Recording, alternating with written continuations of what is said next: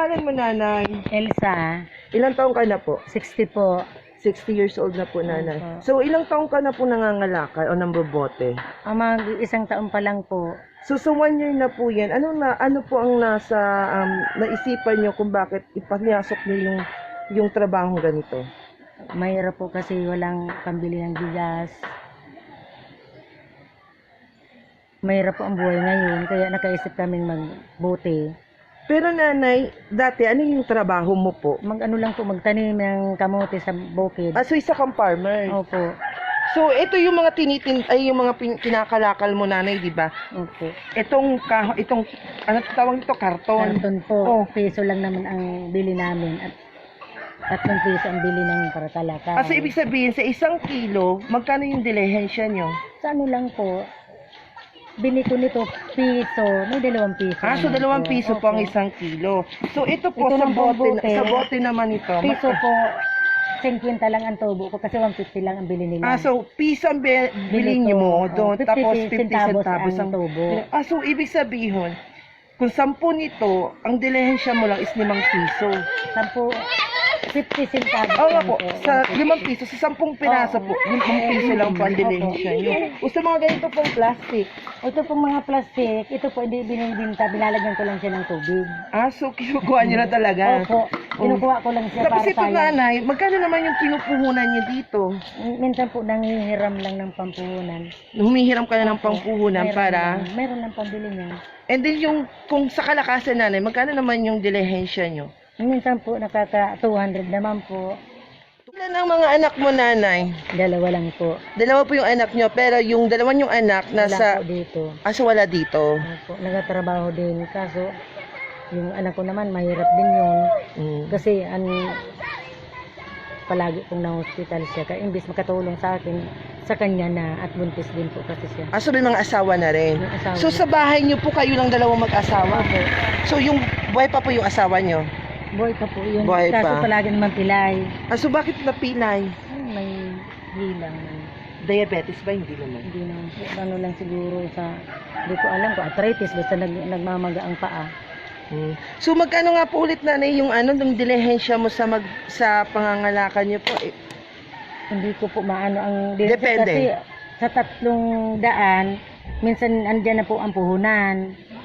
Tapos 300, hindi yung estimated mo lang, nanay, na iuwi nyo kumpara dun sa puhunan nyo. Yung isi-separate nyo na yung puhunan nyo, and then magkano yung natitirang dilihensya? Ang swerte po kung maka 100, 200. So yun na yung pang malakasan mo, 200 pesos po. Kasi hindi naman po ako nakakabili nung sabi nilang mahal na kalakal. Hanggang dito lang ko sa bote, karton, yung mineral. So ito pong ginagamit nyo, nanay, ito ginagamit nyo, sa inyo po ba to? Hiniram ko lang po ito ng kalakal para wag ako Pasarin mo. So ito, hindi talaga to sa'yo. Pinahiram lang. Nang may kalakal, itong nagbibili ng kalakal. So ang bait naman nung may-ari, Opo. na kahit pa paano, pinahiram ka Naawa talaga po ng... at kinakarga ko nga. So, dumating na ba sa punto mo, nanay, na yung sa pangangalakal mo, dumating na ba sa punto yun na gusto mo nang sumuko? Parang gano'n na po, kaso walang magawa at mahirap.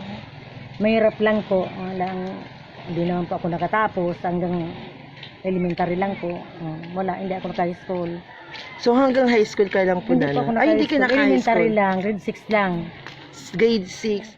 Sana po, magtiis sila kahit mahirap. Laban lang po kahit walang masyadong makain. Magsikap po kasi ang panahon ngayon, alam mo naman po, nag-pandemic.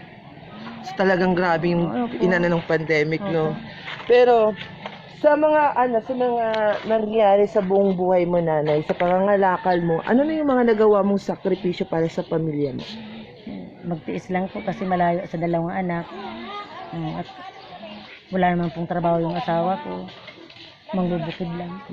Yung sa 200 na dilihensya niyo po, napapagkasya na ba yan sa maghapon yung gastusin? Kulang po kasi sa ulam pa lang, 200 na nga yung isda. O minsan, yun mura lang ang binibili na. Yung turay.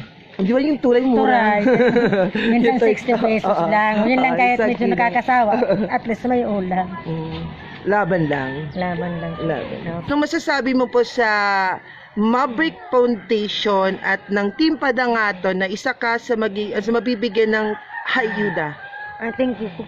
ko po kasi minsan 1 kilo lang ako bumibili ng bigas. Kahit sinasabihan nila ako ng luka-luka kasi punot ng pabulit ng basura. Ito po ito, hindi ako nag-ano yun, plastic. Kahit sasabihin kang luka-luka, kahit hindi naman. Masyado pong stress kasi kaisip, imbis mong katulong.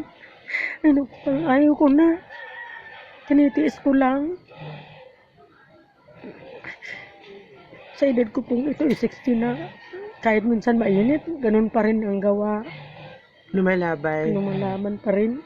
Pero wag mo nang isipin nanay yung kung ano man sinasabi ng kapwa mo. Ay sabi nga nila, pahalagaan mo na lang kung ano yung ginagawa mo. Basta po At ang least yung mahalaga. ginagawa mo is marangal. Kahit Kung para naman di ba Hindi naman magnakaw po ako ka. nahihiya na nagbabasura kasi kahit papano, kahit kunting pera, okay lang.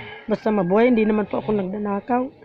Yun ang maganda. Kami na lang ang ninanakawan magtanim, ninanakaw nila.